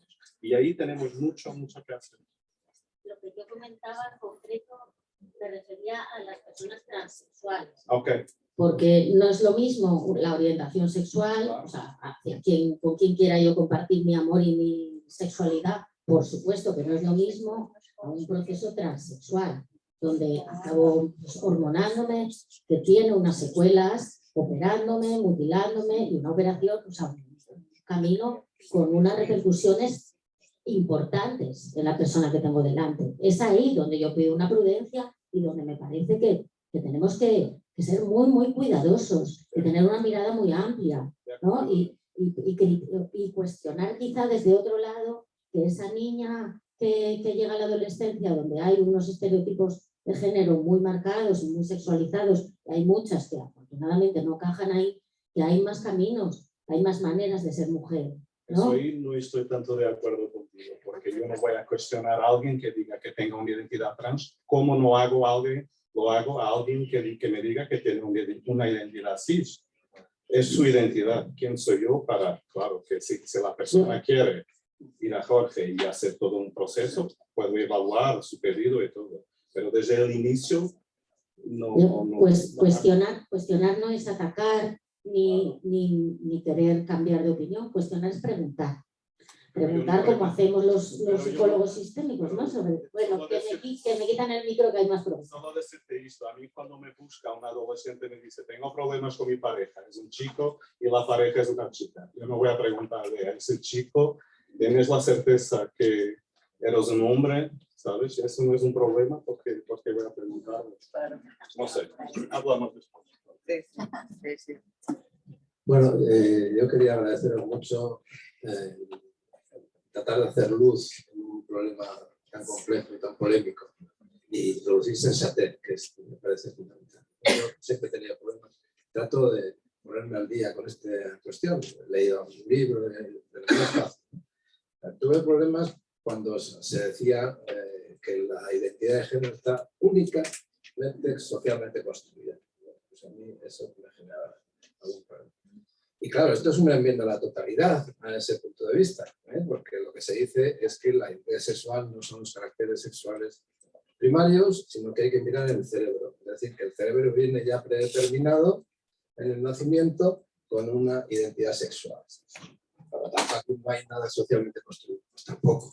A mí me parece que el contexto tiene inevitablemente, como hemos visto en la ponencia de esta mañana, ¿no? Lo epigenético está siempre presente y la interacción social también, ¿no? A mí cuando decías, Jorge, esto que no habían experimentado estas frases, porque no quería poner en marcha este tema, me recordaba el movimiento de las unidades de trastorno de control alimentario en los hospitales, ¿no? La presión de las asociaciones de familias para conseguir estas unidades cuando desde los profesionales decían es que hay muchísima más necesidad de otros trastornos más graves, ¿no? Pero cuando se introduce la ideología en toda esta cuestión, a ver, la ideología siempre está presente, no vamos a ser en ese sentido ingenuos, pero de una manera tan intensa como hasta ahora, en este momento, pues la verdad es que es difícil